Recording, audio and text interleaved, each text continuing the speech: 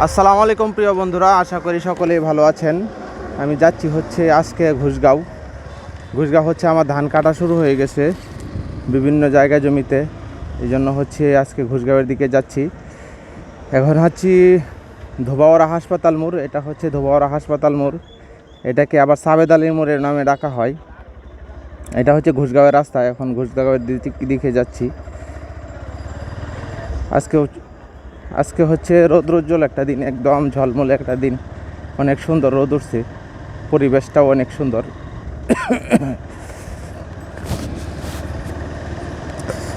এরকম চকচকে সুন্দর দিনে ভিডিও করতে ভালোই লাগে, আসলে ভিডিওগুলো অনেক সুন্দর হয়, এই জন্য মন থেকেও ভালো লাগে। এত সুন্দর দিন,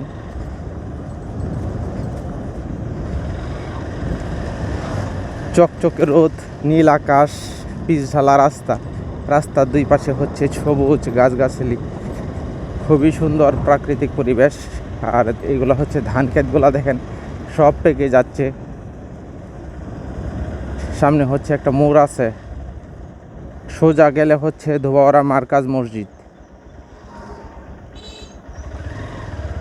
রাস্তাটাই এবড়ো থেবড়ো না আমার বাইকে সমস্যা, কেমন জানি একটা ডক ডক ডক ডক করতেছে, এরকম তো করার কথা না।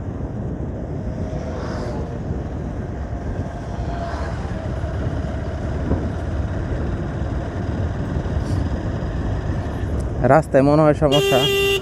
আর আমার এখানে তো একটু হার্ট পাম্প করা হয়েছে, আমি হার্ট পাম্প করে আসলে বাইক চালাই না, কিন্তু ওই দিন ওই ছেলেটা হার্ট পাম্প করে দিছে, অনেক বেশি হার্ট পাম্প করে দিছে। এখন চলে আসছি কুটের দিঘির পারে, এটা হচ্ছে কুটের দিঘির পার। আর লুকিং গ্লাসগুলোও দেখা যায় ঠিক নাই, পিছনের দিকে দেখা যাইতেছে না। এই কুটের দিঘির পারে যে মোড়গুলা মারাত্মক কঠিন। এই দেখেন এখানে অনেকগুলা মোড় আছে, মোড়গুলা খুবই কঠিন মোড়। লুকিং গ্লাসটা ঠিক করি নাই, এলোমেলো হয়ে রয়েছে, পিছনে দেখা যাইতেছে না। হ্যাঁ ঠিক আছে, এখন দেখা যাইতেছে। আসলে বাইক নিয়ে বের হওয়ার সময় হচ্ছে লুকিং গ্লাস আগে ঠিক করতে হয়। এই কুটির দিঘির পাড়েরও অনেকগুলা ছবি আমি দিছি, ছবিগুলো অনেক ভাইরাল হয়েছে। ঘুষগাঁও হচ্ছে 6 কিলোমিটার, তার মানে হচ্ছে ঘুষগাঁও 7 কিলোমিটার। আমি ধোবাওড়া যেখান থেকে বের হয়ে আসছি এখান থেকে এই পর্যন্ত মেবি 1 কিলোমিটার, আর এখান থেকে ঘুষগাঁও পর্যন্ত হচ্ছে 6 কিলোমিটার, তার মানে হচ্ছে 7 কিলোমিটার রাস্তা।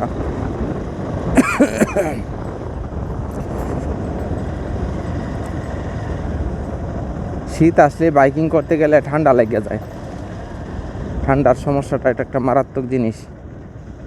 বাতাস লাগলে গলার মধ্যে ফুরফুর করে হচ্ছে কাশ ওঠে। সব ধান পাকিয়ে গেছে। এই জায়গাটা হচ্ছে আমরা কিনতেছি, এখানে 6 শতাংশ জায়গা আছে, সাইদুল মামার কাছ থেকে কিনতেছি।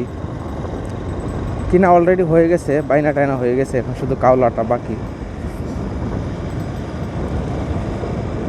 এখন আমি চলে আসছি জয়পুর, এই গ্রামের নাম হচ্ছে জয়পুর গ্রাম, আর তারপরে গ্রামের নাম হচ্ছে সিঙ্গুরা গ্রাম, আর তারপরে হচ্ছে লাঙ্গলজোড়া গ্রাম। লাঙ্গলজোড়া হচ্ছে গামারিতলা ইউনিয়নের একটা গ্রাম, আর এটা হচ্ছে ধোবাওড়া ইউনিয়নের গ্রাম। আমি এখন যে গ্রামের ভিতর দিয়ে যাচ্ছি এটা হচ্ছে ধোবাওড়া ইউনিয়ন, ময়মনসিংহ জেলার ধোবাওড়া ইউনিয়ন। মোটো ব্লগটা হচ্ছে আমার শখের জিনিস, আমার কাছে খুবই ভালো লাগে মোটো ব্লগ করতে। আমার নিজের ভিডিওগুলা আমার কাছে মনে হয় সবচেয়ে বেশি ভালো লাগে, আর কারো কাছে ভালো লাগুক আর না লাগুক। দেখেন কত সুন্দর প্রাকৃতিক পরিবেশ, সব ধান পাকতেছে। আসলে যারা প্রকৃতি মনা মানুষ তাদের কাছে হয়তো আমার ভিডিও ভালো লাগতে পারে, আর যারা মানে বাইক প্রেমিক মানুষ তাদের কাছে ভালো লাগতে পারে মোটো ব্লগ।